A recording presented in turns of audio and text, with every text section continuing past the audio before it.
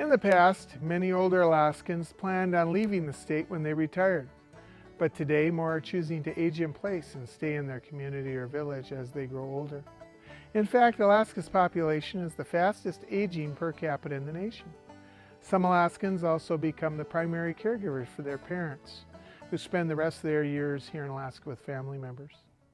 Hi, I'm Art Nash, and I'm the Energy Specialist with UAF Cooperative Extension Service. Unfortunately, most of our homes were never constructed with caregiving or even basic accessibility in mind. For suggestions on that, we look to Universal Design. Universal Design focuses on creating homes that function well for the widest range of people. It results in homes and rooms that are comfortable and user-friendly for people of all ages, sizes, and abilities. Universal Design features look residential rather than institutional. We invite you to come with us and visit some Alaskan homes to see how Universal Design can help people age in place and make home caregiving easier. Let's start with the entrance. Most Alaskan homes have steps and stairs between the ground level and the door. In the rural areas, they are usually made of wood. Houses on the road system often have daylight basements with either wood or concrete steps. Stairs and steps are the second most common cause of injury for people over the age of 65. The biggest hazard comes from people miscalculating each step, especially when the steps are hard to see and where they change size, shape, and where the tread riser configuration changes. For older adults, the consequence of just one fall can cause permanent injury that diminishes health, independence, and confidence. Steps are a lot safer with just a few simple adjustments.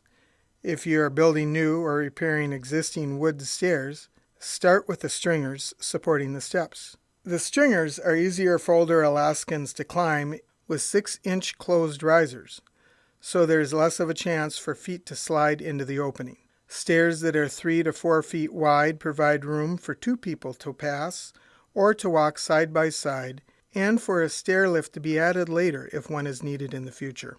A 12-inch wide tread, where the foot goes, works best for larger feet and people using 4-point canes. Each tread should have a slip-resistant surface and a flush nose or edge, so feet don't get caught on them. Use color contrasting materials for the treads, risers, and the leading edge of the tread, so each feature and change in height is clearly visible. Handrails securely attached on both sides of the steps help older adults balance, prevent falls, and aid people who use their arms to help pull themselves up the stairs when their legs are weak. They can be made of any weather-resistant material that is 1 1/4 to 1 1/2 inches in diameter and easy to get a hand completely around for a firm grip. For most people, round or oval handrails are easiest to grasp, and they shed snow and ice better than flat rails. Install handrails at elbow height, between 30 and 39 inches from the treads for most people, and extend them the full length of the stairs, plus a foot beyond without any breaks or changes. Stairs and steps can be eliminated entirely in most new home construction and by modifying existing homes. This house was built with Universal Design in mind. The foundation was designed so that there are no stairs or steps to the front door. It looks level, but the soil is actually gently sloped away from the house to drain moisture away and protect the foundation. When we compare this house to the house next door, which is at the same grade but has 4 steps to the front door, the Universal Design difference is very clear. Other Universal Design features that make a home's entrance great for accessibility and aging in place are inconspicuous, like the roof line. Notice how the roof covers the walkway connecting the driveway and the front door landing to protect it from snow and ice. This is especially important for older Alaskans with health conditions that make routine walkway maintenance, like shoveling snow, difficult. This walkway is made of textured concrete for extra slip resistance. The surface was textured by brushing it with a broom as the concrete cured. Other materials work just as well depending upon where you live in Alaska. In urban areas, the walkway is made of the same material as the driveway, like concrete, asphalt, or a top layer of pebble aggregate. Wood is readily available, yet often wood walkways are the least durable, highest maintenance, and they get slick with the slightest bit of moisture unless they're covered with some type of slip-resistant material like roofing shingles or welded wire mesh or fencing. Homes with stairs and steps can also be made more accessible with the addition of a ramp. But most instructions for constructing ramps don't work well in Alaska's cold, wet, snowy climates. National guidelines overlook the importance of weather in ramp gradient recommendations. Most neglect the importance of handrails on both sides for older people who walk on the ramp in ice and snow, or a person pushing someone in a wheelchair.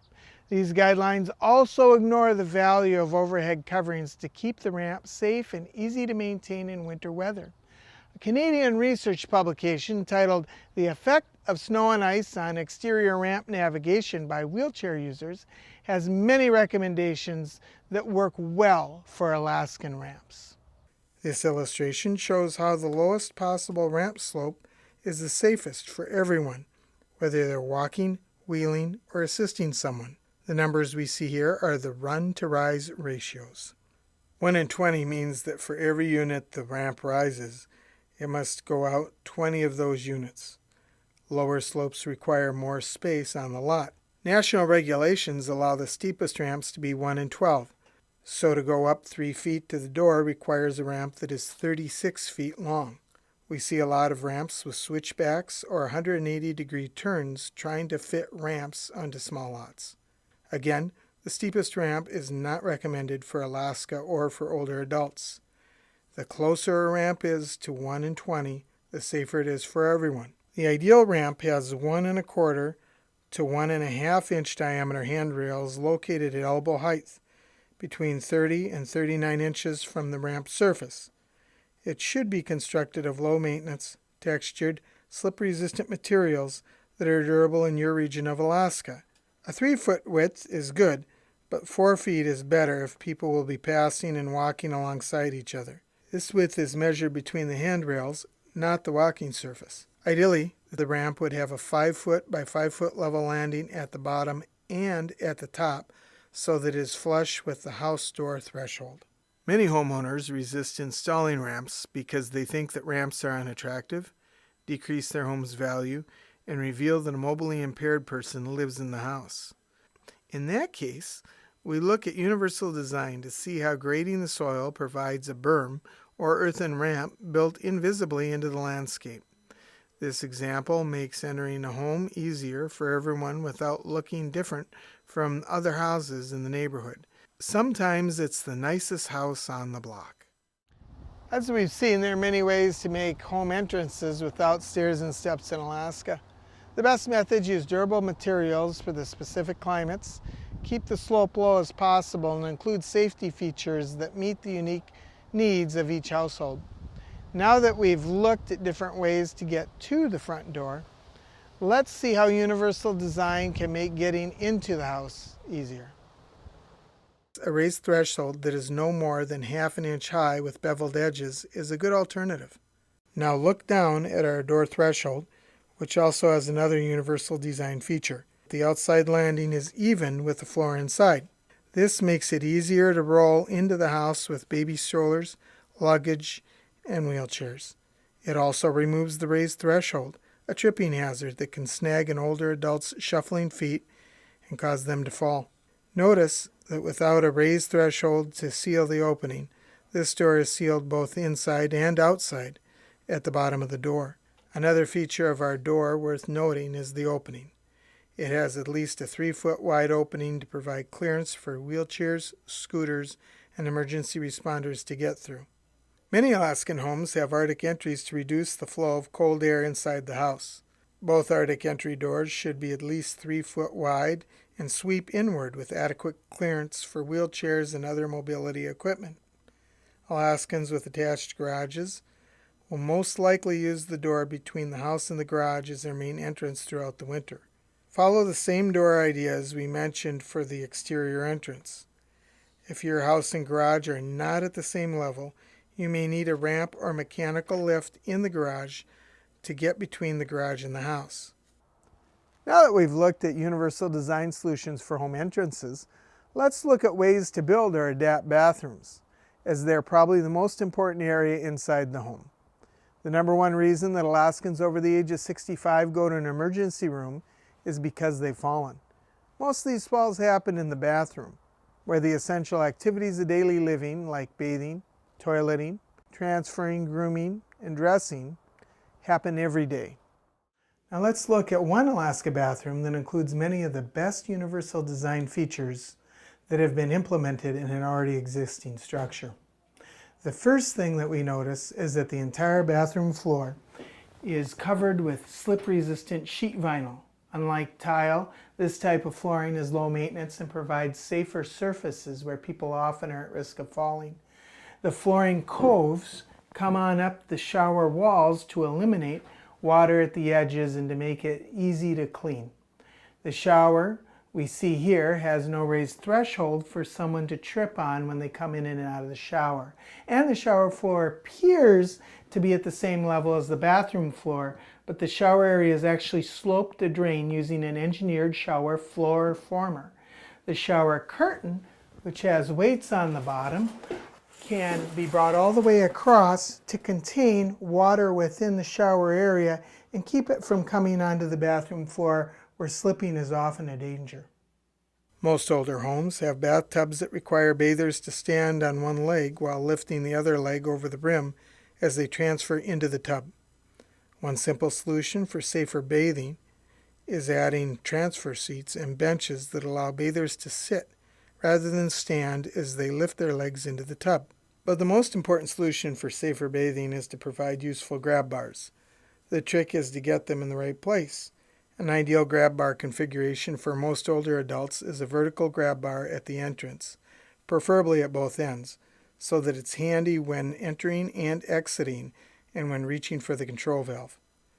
Another diagonal or horizontal grab bar on the back wall helps with getting up and down from the bathtub floor, toilet, or from a shower chair.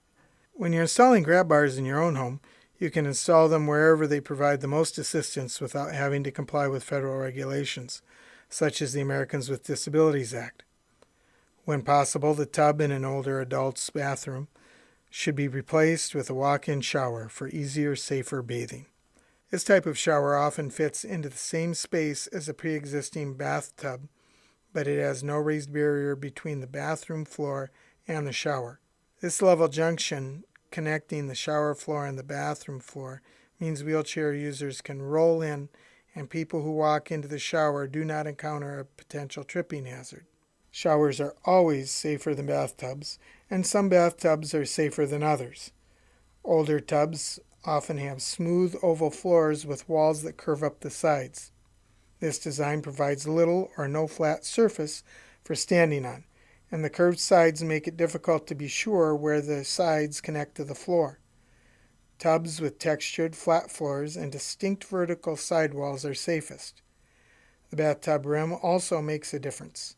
A flat, wide bathtub rim at chair height, 16 to 21 inches for most people, makes a comfortable seat for bathers to sit on and rest on as they get in and out of the tub. Both showers and bathtubs work best for bathers of all heights and abilities, with at least one height-adjustable, removable shower head. Other details to look for when choosing a shower head include an open cradle or sleeve rather than a post for the shower head to rest. This makes removing and replacing the shower head easier for people with arthritis or other conditions limiting their grip. Optimally, a shower head with on, off, and pause controls on it, like this one, makes water adjustments safer and more convenient when the shower head is detached from the slide bar and handheld. A safety strap makes holding the shower head easier, even for people with a weak grip. Now notice, with universal design, how the tub and shower controls are off-center towards the entry side. This reduces the stretch for injured, impaired, or older bathers as they reach for the water controls from outside of the shower. Single-lever, low-profile handles that are contoured and smooth are safest because they have no sharp angles or edges. Large, clearly marked, or color-coded settings on the control valve are easiest for older eyes to see. Older bathers often experience decreased skin sensitivity and slower reaction times to escape scalding water. Across from the bathing area is the toilet or commode, which involves the second of the essential activities of daily living we mentioned earlier, toileting. Getting the correct height is very important for older adults to be able to use the toilet, either independently or with caregiver assistance. If the seat is too low, people with backaches or weak hips, knees, or upper leg muscles will have difficulty sitting and standing because their hips will be below their knees. If the seat is too high, children and small adults will not be able to touch the floor without the assistance of a stool. If you are replacing a toilet fixture, choose one in a color that contrasts from the floor and the wall so it is clearly visible. No discussion of toileting is complete without a look at grab bars. The best configuration for toilet grab bars is to provide them on both sides. This allows older people to use their arm and leg muscles together to raise and lower themselves on and off the seat. Many have arthritis, heart conditions, or have had strokes, which can make one side stronger than the other. Thus, if possible, putting grab bars on both sides that allows for compensation of both left and right muscle groups is essential. If there's no wall on one or both sides of the toilet, drop down or swing away grab bars are a good solution because they attach to the wall behind the toilet. The other option is to mount a pole to the floor for balance when space is tight between sink and the commode.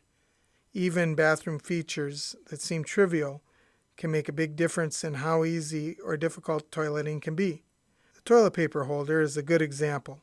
If buying a new toilet paper holder, consider an open-ended style with a single post that does not require a spring mechanism to reload the roll. Pocket doors are another important feature of making bathrooms accessible to those in wheelchairs. Rather than having a door with a wide swing that blocks much of the bathroom floor area, a pocket door simply retracts into the wall. This door opens and closes with a pull that is easy to use, especially by people who have difficulty grasping a doorknob. They also open more easily if someone falls on the bathroom floor and needs help. The sink is where taking medications, grooming, washing, shaving, brushing teeth, and combing hair are sometimes safer and easier if the person can sit. That means providing leg room and a comfortable place to sit and complete these tasks from the wheelchair.